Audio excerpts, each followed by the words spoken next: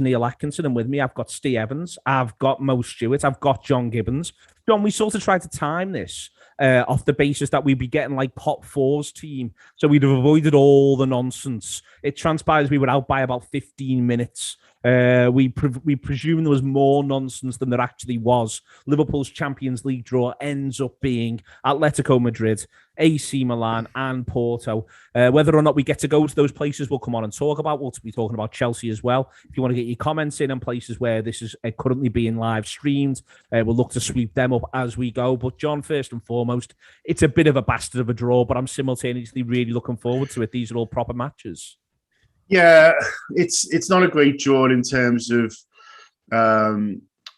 it's tough, and it's Liverpool are going to have to go some, I think, and do well to sort of get through. I think we've got the toughest seed 4. We got one of the toughest seed 1s. I think it is fair to say. And 3 was pretty much of a muchness, really. And so I think it's a hard draw. In terms of the excitement levels, when it was like Atletico and then Porto, I was like, oh, do me a favour. Do you know what I mean? It's like same. But AC Milan, I've never played at Anfield, which is a crazy thing. We've only ever played them in finals. So AC Milan have never played at Anfield. So that's cool, and that's quite an exciting thing. And so I'm looking forward to that tie. It's just a shame that they were the team in pot 4 because, you'd have took sort of any of the others over them. But listen, we've got who we've got, haven't we? You've said there before about, seeing what, whether we can go and things like that. But, that AC Milan tie is a bit of a mouth-watering one and sort of spiced up what felt a bit like, I don't know, walking into the club and seeing loads of people you don't like. I mean, Mo, you've never done that in your life. There is around this. I think there'll be a little bit of overrating the names a teeny bit, Mo. We used to see in Porto was a last 16 team. They've been, I think Porto are the ones who in this draw will feel as though they've had the hardest possible lines. There were variants of this Champions League draw where Porto would expect to get out the group. This one, I don't think they would, if we're all honest about it. I think AC Milan will want the bigger games. They'll want to feel like they're in the big cup, because they know that they're not the force that they were. They'll still have some really good players, don't get me wrong, but they're not the force that they were. And Atletico will always have one eye on the domestic competition as well. They're in a very similar boat to Liverpool. My point is that on paper, it possibly reads a little bit worse than it may well end up being in reality.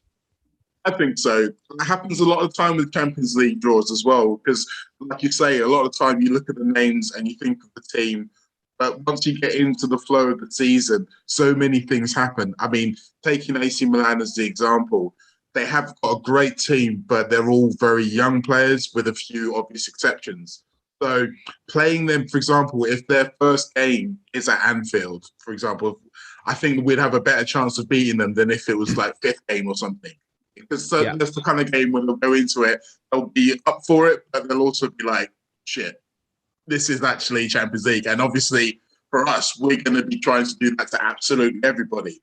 But with Porto, they are now the weakest of the 3 Portuguese teams in my eyes. They've got Pepe still, but he is a year older. He's still a narky bastard, but he's still a year older. They don't look like the kind of team that beat Juventus last season, put it that way. Atletico, yes, we all know all about them. We all hate the way they play. They seem to absolutely love the way we play. But my first thought when I saw us drawing with them is, at least if we play them twice, we're not going to get knocked out, whatever happens. It's like it's in the group stage. If we lose in those games, we can still make it up. Whereas obviously in the knockouts, it's a little bit more dangerous. Obviously it's more dangerous than the knockout stage. Liverpool are in there as second seeds. If this was done as a straight draw on the coefficients, Liverpool will be in there as first seeds. I think one of the things I think that is important is that we can go, not sure about this, not sure about this. Where it concerns me more than anything is the manager's not got likely to have much scope to rest and rotate with an eye on league games. I'm almost more concerned about that than Liverpool actually finding a way through the group. But the other thing that occurred to me then is, well, it means that Harvey Elliott's going to get to play some really good matches. It means that Alex Oxlade-Chamberlain's going to get some good games. Thiago, if he doesn't start against Chelsea at the weekend, which we'll come on to talk about, it means that he's got the opportunity to get some rhythm in some proper games of football. This isn't making up the numbers. This is going to be some serious business, and all of these lads have got an opportunity to show what they're about. Yeah, it's a good opportunity for everyone, really. I think I'm kind of really happy with the draw because I think we find it a bit easier to get ourselves up for the bigger games, and having some of these young lads involved, the experience for them is going to be invaluable, really. Hoping we can keep everyone fit. The likes of Oxlade-Chamberlain and Naby Keita, keeping them fit would be a massive boost for us in Europe this season because they I think that's where they shine quite well, especially Oxlade-Chamberlain. I seem to remember some of his best games just being in the Champions League. Yeah. But I'm quite happy with the draw. I think, as I said, I think we find it easier to get up for the bigger team, so to speak. I remember, like Salzburg giving us the run around at Anfield last year when we struggled to get going for it. Similar with sort of Red Star, we played them as well. So horrendous that away. It was one of the worst games in football I've ever seen us play. Awful, yeah. So I'm kind of glad with the bigger names. I really am. I think it suits us better. And as you said, some really good experience for the squad players, which he's going to have to use, and hopefully all can stay fit and be involved. On the squad players point, for me, Steve, what's good about it is all of a sudden here, whether they're in the league or they're in the Champions League, I feel like, for instance, and I don't want him to start against Chelsea, but Kostas Tsimikas is getting some proper games of football for Liverpool. Yeah. That you can sort of flit through a few of them. You know, you can the 8 lads who we've got who all will fancy playing centre midfield, and obviously fitness is a question and injuries are a question, and we know that. But per any 3 of them, you know, the idea that Liverpool will go into a Champions League game possibly with Henderson, Thiago and Jones midweek, because at the weekend it's going to be Fabinho, Keita and Milner, and Harvey Elliott's coming off the bench for both of them. That this is an opportunity for these footballers to all get to play. You know, we've not been able to watch them in the flesh. Well, here we go. Let's watch them in the flesh against some good teams. Definitely. I know we're seeing the benefits now of this kind of strange, freakish pre-season that the clubs will probably never ever have again. Really, the fitness that these players have got under the belts of being away with the club for 5-6 weeks, that's going to pay dividends now for the squad rotation that's going to come for the Champions League. As you say, we could be seeing completely different midfields and sort of front threes for the Champions League and for the league games. Because I feel like we haven't got much room to manoeuvre in the league this season. As we know, we think if we're going to be challenging for the title, there's not many points we can drop. We need to be flying out the gates for every single game. So Jurgen want to do well in both competitions. I think this almost 100% kisses goodbye to the domestic cups. any hope of any of that was certainly the nail in that coffin. So some massive parts to play in for the squad as a whole in these big games. So I can't wait to get them all back to Anfield. I want to get them back to Anfield, John, and want to enjoy the challenge. I'm looking at this, you know, as I say, Madrid, Spain's champions, do ever so well last season. They've done well against us before. Let's fucking beat them then. As basic as that sounds, let's look to take it to them and you know, let's make it difficult. I don't like the idea that sides get to act as though, oh yeah, we've got ourselves a result at Anfield. It's an opportunity to lay a couple of markers down. And if the group does become more involved, I tell you what, there's a hell of a way to ensure you're not meeting Atletico Madrid in the last 8 of the Champions League. That's by putting them out in the group stage. We've got the chance to do that as well. I'm, you know, as I say, as the draw was coming, I was thinking, oh God, this is a bit of a nightmare. But there's part of me, I'd rather be Liverpool and have our draw and our manager than be Manchester United have their draw and their manager. Yeah, and look, we worked so hard to get in the Champions League, didn't we? Then you're not going to then complain about too much about who you got. You know, Phillips, Reece Williams, ultras, John. You know, I'd like some new teams. You know, a team that I hadn't even heard of last week, just because it's sort of it's quite fun. But in terms of like the toughness, really, like it was looking dodgy as anything. We're in early April whether we were going to be playing in this tournament or not. In fact, it was looking more likely that we weren't than we were. So having fought so hard to get in there, you're not going to moan too much, about draws. Certainly not about playing good teams. There would have been a really good way of avoiding good teams, and that would have been going in the Europa League. That would have been the best way of avoiding all this lot. Yeah. Would have been all that weird conference that Spurs are in that I still don't completely understand. Just be Everton, then you never have to worry about how good Atletico Madrid are. Yeah, it's irrelevant to your interests, to your day-to-day life, John. No, I'll come back to you on it, though, John. For me, the thing about this is we've got 4 really good centre-halves. And I'm already in a situation where if you offer me right now, Joel Matip making 38 league starts, I'd go abso-fucking-lutely. Let's have a big bowl of that. But we'd like to see Ibrahima Konate play football at some point. Joe Gomez, you want to see him get on the pitch at some point. The only real question, really, and I hate everything sort of coming back to transfers, is it does make me back to me idea of I'd love 2 more. I'd love another midfielder. Chouameni's not playing Champions League football this season now at Monaco. Maybe, just maybe, we can see if he fancies a little bit. Another forward in there as well. You know, it's easy to get yourself sort of carried away with this, but this is part of why you want those sorts of players, is because you want to be able to say, no, we're going to be as good on Wednesday as we are as Saturday, then as good the following Tuesday as we're going to be on the Sunday. This is what we're going to be about. Yeah, maybe that's what the manager's saying. Maybe he's using the squad a little bit and saying, look, it's going to be tough, this, isn't it? You know what I mean? We're going to need a big squad. We're going to need sort of good players, 2 good players at every position. And so he might be well doing that. So we'll see. I think, we have got the squad to sort of compete, on both fronts. But obviously, a few injuries in key positions, and then suddenly it can sort of look a little bit light. But maybe they are looking at it and thinking, it's one where we need to make sure we're competitive, because you'd be surprised if we're through after 4 games, wouldn't you? Looking at it really, there's been last season, it was pretty much done, wasn't it? Sort of fairly early, really. Whereas we had that sort of the dead rubber that Jota ends up getting injured in. But this time, you'd expect it to sort of go, if not to the very last game, then certainly sort of close to that. It's gonna, there's gonna be games where draws you think aren't too bad of results and things like that. But it's, as I say, it's Champions League football. It's meant to be hard, and I think Liverpool are still my favourites to go through out of the 4 teams. And I think for the others as well, they'll probably looking at and thinking, I hope we're the ones to go through with Liverpool. And that will be the case, Mo. Just the other thing to point out with one eye on the idea of the league stuff is they're all proper. They're all major cities, and it's not far to travel. It's convenient in that sense, and there was a threat of a little bit of madness, which supporters love. If we can go, especially, we love. But I suspect the football administrators and the football coaches don't love in anywhere near the same way. No, they don't. And I think, obviously, in terms of fans and stuff, those decisions are all still to be made.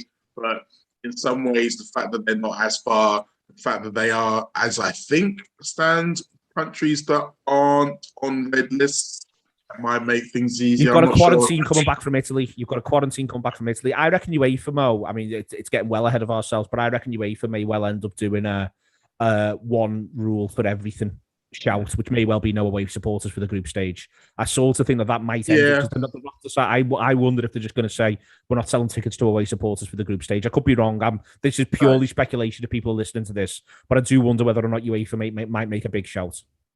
That kind of makes sense in a world where they need to have some kind of rule in place a long time before the games happen. It feels like that's the only rule they can make at this point. So, see that. I mean, you're right, though. From Klopp's perspective, the fact that he hasn't got to go to Ukraine or Russia or Moldova is massive. When you add it to the fact that now Wednesday games don't play the Saturday lunchtime straight after, that's another bonus to put to it. But in terms of the league stuff, I've just been having a bit of a scoot through. There's only really 2 what you'd call large games. I wouldn't call them massive games around the Champions League games. There's Man United. That's around one of them, which is obviously a massive game.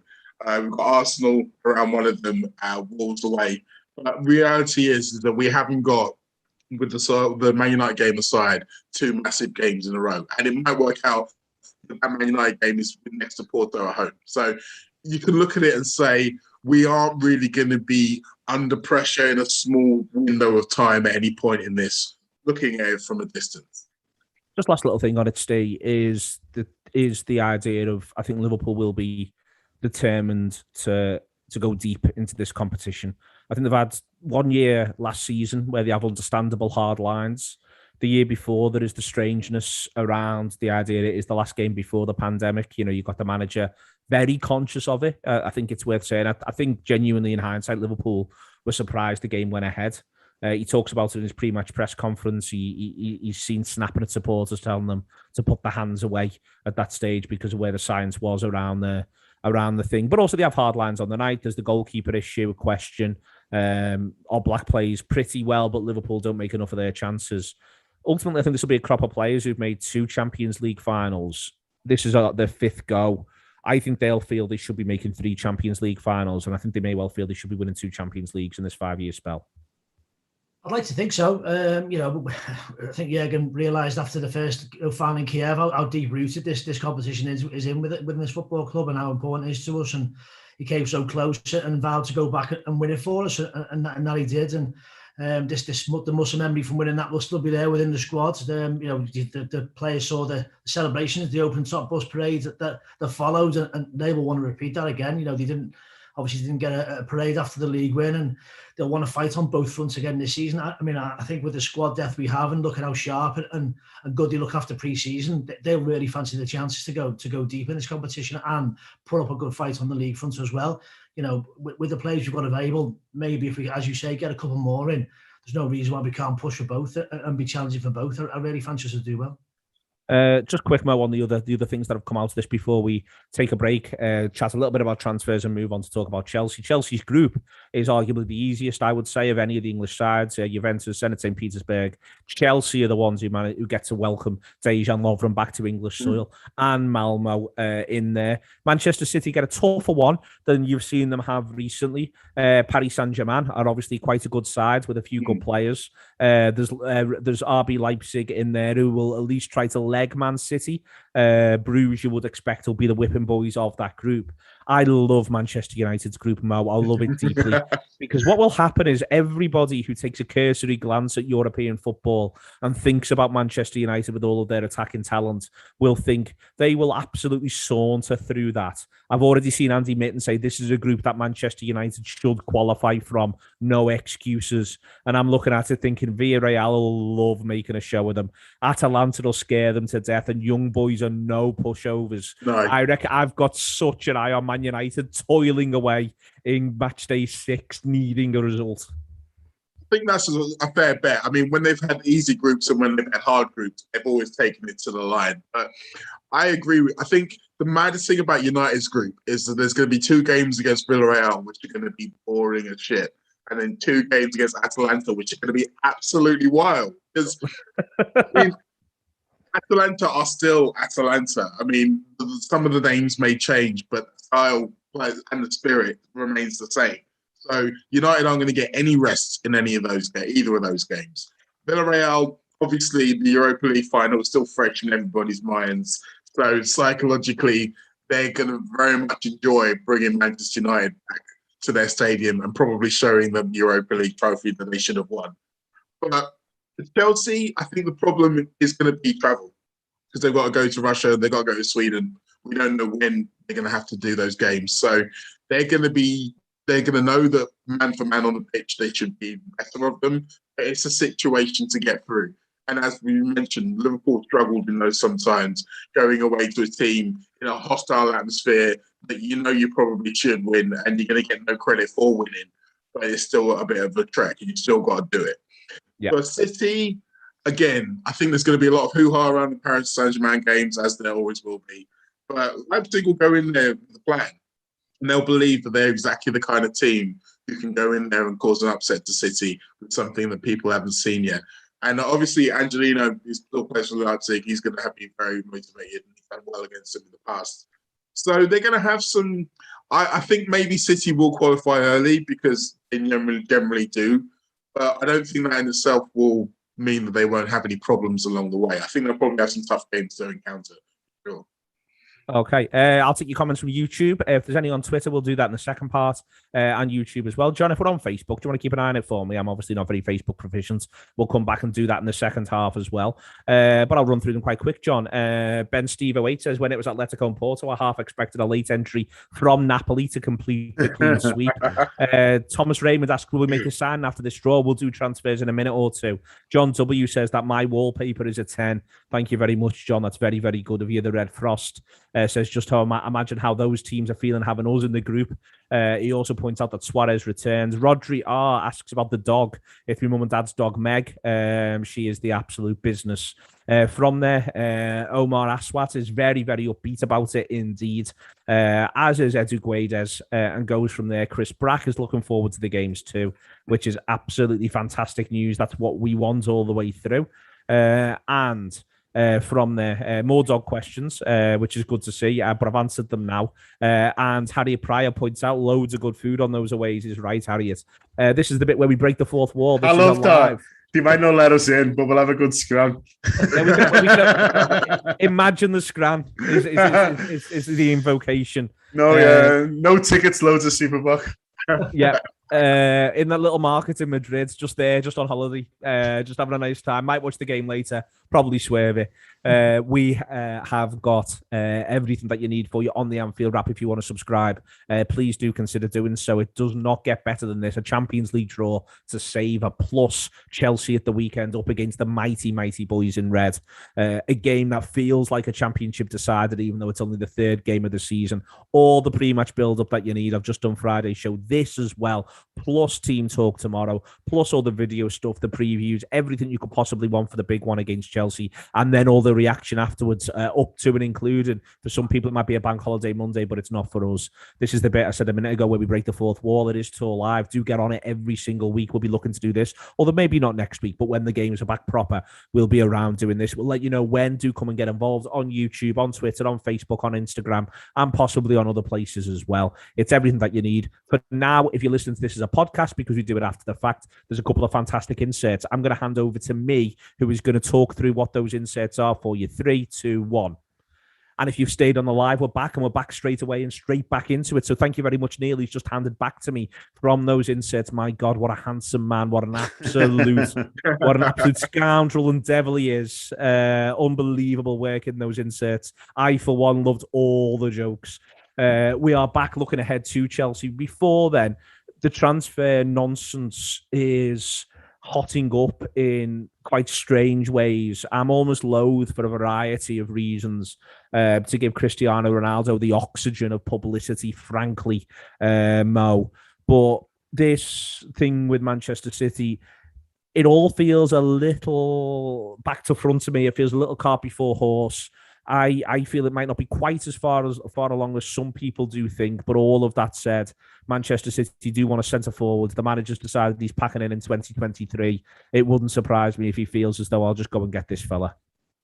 Yeah, I can see a world where Guardiola thinks that he can ride Ronaldo out in his final couple of years of Man City and still win a few trophies. It does interest me, though, the fact that it's clearly not a long-term scenario, and they are still really looking or needing a long-term frontman. And when you look at Kane, you could say, okay, he's had his injury problems, but he's still currently in his 20s. So in a good way, you could see 3, maybe 4 good years from him. I think even though Ronaldo is looking more and more like T1000 with every year, I don't think you're getting 4 years out of him. I don't think he wants to stay for 4 years. The interesting thing for me about all this is that my housemate, who doesn't really follow football, he found out about it. It's like, why the hell would Cristiano want to go to Man City? And I was like, because they're one of the only teams who could afford his wages. And he was like, yeah, but still. And I was like, yeah, but still. That's basically it here. And of the other 3 teams who could afford his wages, one of them he's left and they didn't really earn well. Another one, he's literally there now. And the third, I've just bought Lionel Messi. So, I mean, it's essentially Ronaldo saying, I don't want to be here anymore. You guys have all been interested in me for ages. Let's actually see the colour of this money. And it's too late. It's just too late. It's the same thing with Lewandowski, though. Well, no, I was about to say, Steve, the weird thing about it from where I'm sat is none of this feels planned. And so I'm not going to say whether or not it'll work or won't work for Manchester City. But why, therefore, not Messi? Why not even looking at Lukaku? Why has Lukaku just got this straight run through to Chelsea? If this is what you're looking for, Lukaku's looked better in that league than Ronaldo last couple of seasons. Ronaldo's outscored him, but in terms of all-round product, Lukaku's looked a better footballer last couple of seasons from what I've caught. Why not Lewandowski? Why not 1 or 2 others? And as I say, Messi, Paris Saint-Germain just had an absolute straight run for Messi when City was still very interested in Harry Kane. None of this feels very classic Manchester City, Pep Guardiola. Yes, they spend big a lot, but I've never really got the impression they panic. No, it does. It feels a bit rash, if anything, really. Listen, I'm not doubting Cristiano Ronaldo's ability or how good a player he is. We know how good he is, but it seems like a bit of a late move to sort of, kind of a plea for attention, really. I know he will come in and he'll score goals. He's not the most team ethical player, if you like it. It's all about him. He will make it all about him, and that for me is very anti Guardiola. I think Guardiola likes his team to be a solid unit, very similar to Jurgen Klopp, really. And Ronaldo is kind of the opposite of that. So it feels like a really rash move. I'm not too sure it makes loads of sense, but then, as I said, he will come in, he'll score loads of goals, and maybe a short-term fix for that striker problem that they may look to plug a hole for a season or two, and then move for Haaland next year when he becomes the clause becomes active in his contract. So yeah, a bit of a weird one. Didn't see it coming, but it's certainly a can of worms for the other side of Manchester as well. Well, it is a kind of worms to the other side of Manchester, John. There's been some. I mean, we've got to be careful not to tar all supporters with the same brush. We don't like when it happens to us, but there's been I would say a minority, but a solid minority of United supporters who've acted as though Ronaldo's only ever really gone on loan to other places. But they're going to have to confront the reality now. Our friend Steve Armstrong obviously doesn't feel like that because he's a grown up and lives in a proper house. But there is, John. There is this feeling that this transfer window's got more to give, and I would like to see it have more to give for Liverpool. You and I did a show called The Squad where we went through everything earlier in the season, in the summer, and we talked about a couple of positions, but also we talked about the age range of this Liverpool side, and that still remains just a little bit of a concern. I'm not particularly hugely worried about this season, even with this Champions League draw. But Liverpool, it's an opportunity to get a couple of players in under the age of 23, 24, begin to get them used to playing with Mo Salah in his peak, playing with Jordan Henderson at his peak, other footballers in there as well. Liverpool, I don't want to feel Liverpool to come out of this window thinking about what might have been. I think the key is, is being agile, and that's what I hope Liverpool are. I hope that no windows are closed, and I hope no doors are shut. Even if they're thinking, we're not definitely going out for someone, I'd like to hope that they're monitoring things, because I'm with you, Neil. I think this transfer window has got a few twists and turns, and I wouldn't want to get caught out by someone doing something. And I think, well, why were we in for that? And then the reason we weren't in for it is because we didn't realise that the player was available, or we didn't realise that the fee had dropped, or whatever. Really, I think as the window gets closer to the end, I think a few clubs who are holding out for big money, who haven't been getting them, might have to sort of, decide whether they want to make a move or not. I think there might be a few interested loans and things like that of people who just want to get people off wage bills. So, we see the sole example of that. Suddenly a player who's been touted for 35 million might be available on loan. I don't think he'll be the only one who's being discussed in sort of similar way. Some of these clubs who are going all out there for some big stars, suddenly, need to sort of, at least attempt or pretend to be balancing the books. And so there'll be a little bit of that, really. And so, what do these football clubs do who've got these, these big names in, and then suddenly they've got, they're looking around and saying, well, how are we going to sort of fit all these in? So I think that not just for Liverpool, but I think a few clubs, there'll be opportunities, and I just hope Liverpool are sharp on them, which they have been in the past. To be fair, we've taken advantage of a couple of, release clauses and things like that that other clubs maybe didn't necessarily know were there or know were active. And so I'd like to think that, as I say, all I want really is for Liverpool to not stop working till 11 o'clock on the transfer deadline day, and I'm sure they won't. Just on that quick mo, David Darwin in the comments on YouTube says he reckons there's a chance of a Jota type deal towards the end of the window. Jota came from nowhere, so it's worth sort of remembering that. I just sort of struggle to see what comes from nowhere this time. But then the reason why things come from nowhere, describing like that, is because they come from nowhere. So you can drive yourself a bit in circles in terms of trying to anticipate that. I'm just not quite clear what it is when for instance, I can't quite see. Watford have seen the value of Ismail Assar for them in the Premier League. So is that another year of that? Harvey Barnes has signed a new deal at Leicester. They're the players who sort of fall into that category that you've seen in the past. Maybe it really is going to come from nowhere.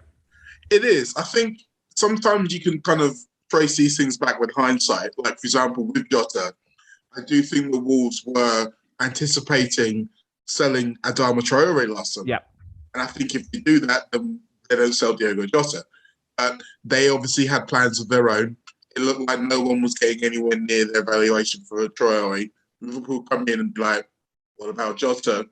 And you can still get one of our players, and then still have money to move around for something later. So yeah, those are the kind of things that do fall in late. I think the key is going to be whether any of the names that this happens for happen to be names on Liverpool's list. I think the idea of getting anyone, is gone. And I don't know whether or not we're going to be left here wishing that they'd gone for someone. And the reality is that, look, the guys who we want, none of them moved. So neither did we. And you think about that as a strategy and you think, okay, it makes sense. But you're right. I think obviously last season is still fresh in everyone's minds, but it's not just last season where we've been stymied by injuries. Liverpool seem to have got injuries to more than one player in the same position at the same time. Lots of times, like a ridiculous amount of times. So we can't just say, oh, well, you can't always plan for the worst case scenario. It's like, we need to kind of factor it in at least because it's happened that many times. So I think there are still things can be done. I think there are still things to be done. I'm interested. I would give anything to just have one little look at those lists just to see who we are after. I promise I won't tell anyone. I just want to know. Mel will sign an NDA. Yeah, 100%. Like, you will not see it on my Twitter account or nothing. But I'm just to get an idea of the kind of profile, but also the position, because I'm still not sure if I've got a forward or a midfielder at the top of our priority list for this summer. Just last little thing on this, Steve, before we get on to the Chelsea game. In the core stub S says the squad depth is absolutely crap for this draw we've got, not being negative, but we will struggle. I mean, I disagree with the vehemence of that. I would like to see another couple added, and I think that you can hold both positions, that we could be absolutely fine, but it would be nice to see another couple of footballers arrive. For me, you know, we've got 8 midfielders. 8 midfielders is what we had in 18-19. We arguably have 9 in 19-20, but in 18-19 we have 8 midfielders and we do the business on both fronts. You know, that's a lot of midfielders. The only area of the squad really where I don't think you're able to sort of to flit it back is possibly in the front line there, depending on how you class Elliott, and also be able to, and also at right back, where we've got the most unique and wonderful right back on the planet. So I understand why he's conceivably difficult to cover. Everywhere else, it does feel as though there's 2 players for every position, but I would still like to see more added, because I think that, you know, it would be terrible to get to the end of the campaign and feel as though we've been undergunned, but also the idea of getting a couple of young lads in who can be getting ready to play a major part in seasons to come. Yeah, I think that's the key for what you're saying there. I mean, you're not going to bring someone in who's going to be an expected starter every week, but, you know, I'm really nothing against the lad, but when we get down to the bare bones, which will inevitably happen at some point, seeing Divock Origi trot around has kind of worn a bit thin now. Doesn't really bring as much to the team as he probably should, really. So I think another option will be ideal there for when we do, you know, when we do get down to needing replacements up front. Again, as we said, bringing in midfield in now to sort of be nurtured by Thiago, by Jordan Henderson and Fabinho, to see how we play. It would be ideal again. But as I said, well, as Mo said, that list is top secret, and we all love to see it. But one thing we can pretty much guarantee, cast iron, is they never veer from that list. And if the players they want aren't available, then they're not going to go. They're not going to buy anyone for anyone's sake. You know, we've learned our lessons about trying to stick square pegs in round holes many times, and you know, they're going to stick to what they know. It feels like to me that there's loads of business to be done by loads of teams. I feel like there's teams that need to buy players. West Ham haven't done a thing yet. No, but I mean, look at Everton as well. You know, there's teams for me who feel like they're crying out for players, and they haven't even done anything. It's insane. So it's going to be a crazy fight the last few days, the transfer window. I think it'll be definitely one to keep an eye on. Yep, just quick in the comments, John, there's a bit of Saul chat. My point on Saul is he'll come in and expect to play every week, and he'll be on play every week money. Really good player, 26 years old, but we'll expect to get a lot of games. And Liverpool have got Fabinho and Henderson, who'll both expect a lot of games. Thiago and Keita will both expect a lot of games before you even get into other footballers around there. David Klaus says need another midfielder who could play the 6. That's where I'd quite like to see Liverpool go and find a young player. It is not much to ask. Is it possibly one more, John? Do you think we'll get it? Yes or no? Yeah, I do. I think they'll do one more. I have no idea of the value, but I think they'll get one more in. Okay, Mo, do you think they'll get one more in, 2 more in, 0 more in? I think one more for sure. If Divock goes, that may go up to 2. Yeah, I think one of them might be English as well. Okay, Steve. Yeah, I'm the same as Mel. I think we'll definitely get one in. I think if the luck goes in, it could be two. Okay, we will look ahead to the Chelsea game. John, I think it's the biggest game at Anfield since November 2019 when Manchester City rocked up. Would you disagree with that? Off the top of my head, I'm not desperate to. No, I think it's a huge league game. I think it is early in the season, is what I'd say. So if we were, a few games down and both teams had, had played 6-1, drawn 1, say, then it feels sort of slightly bigger. But it is a really big game, and I think Liverpool have got a really big opportunity to put a marker down. But then sort of Chelsea will feel the same. I've just done a show with Alex Miller, who was head coach at Liverpool and also worked on the recruitment side and also sort of technical scouting. And he was at Liverpool 10 years, and he thinks Chelsea are brilliant. Which I was a bit gutted about, to be honest with you. He said he thinks Chelsea are the team to beat this season. He thinks they're great, and talked all the way through all the ways where Liverpool could come unstuck on Saturday. Hey, subscribe, pay the money to listen to that. but he also, he thinks Liverpool are great as well. Don't get me wrong, but he was talking about all the threats they've got and all the things that that you don't want to do if you're Liverpool, and the ways they can sort of hurt you really. And I think they are a really good team, and I think any of our fans who are underrating them at the moment, which I've seen a bit, then might be in for a bit of a shock Saturday night, because I think they'll be right up for it, and I think they'll give Liverpool a good game. But luckily, Liverpool are really good as well, and so I think it's going to be a heavyweight clash on Saturday night, and I'm really looking forward to it. The champions are playing at Anfield R5 on Saturday night. Agree or disagree? I agree with that. Yeah, I think so. I think it's Wales not advancing. It's the first sort of. Obviously the first game was a 12:30 kickoff on a Saturday, but this 5:30 on a Saturday against the European champions, I'm expecting the ground to be crackling. And I think, Liverpool.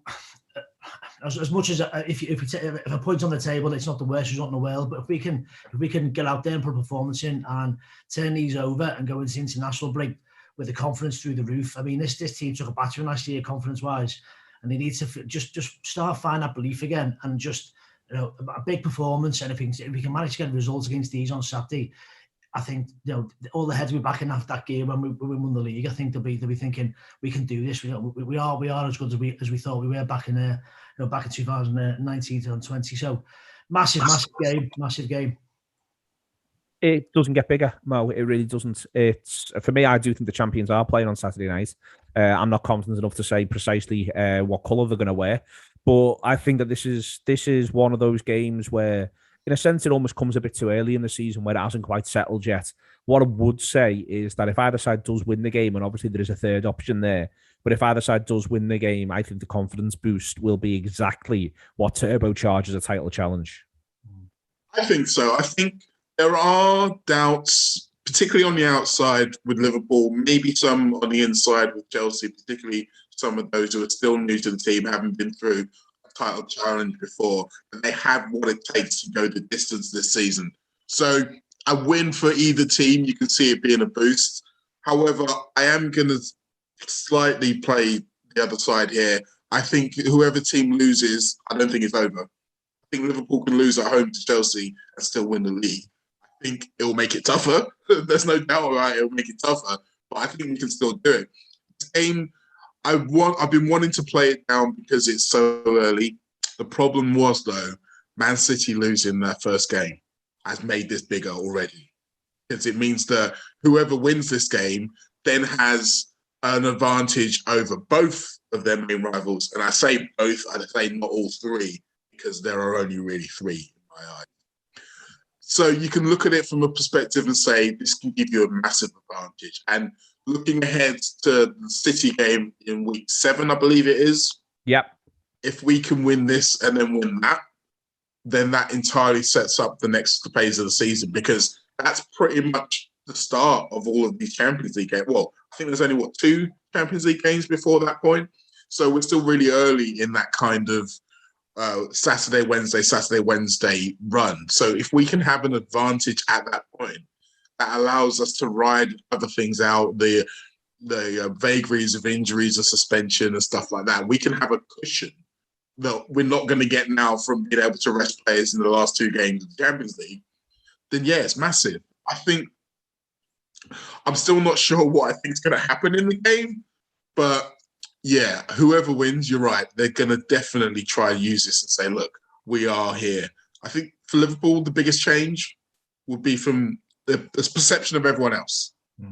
All those people who've been having Liverpool 4th place, 5th place, whatever. Those losers, Mo. Yeah, exactly. Well, those I don't want to call them all losers. Some of them maybe just be ill-informed or just silly. Either way. Yeah, be a real one on the eye for mouth of the South, Jake Humphries.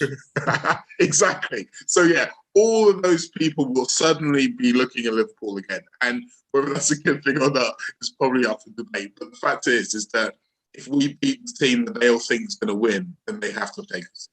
Yeah, let them look. Absolutely let them look. John, we'll do the selection headings for the manager very, very quickly. Just dead fast. No one's changing centre-halves, are they? No. Not least the end club. Mo's face, he was disgusted that I even asked. Left back. I love Joe Gomez, by the way. So I love Joe Gomez. Left back, is everyone Robertsoning? Yeah. Yeah, fit. Everyone's Robertsoning if fit. I'm going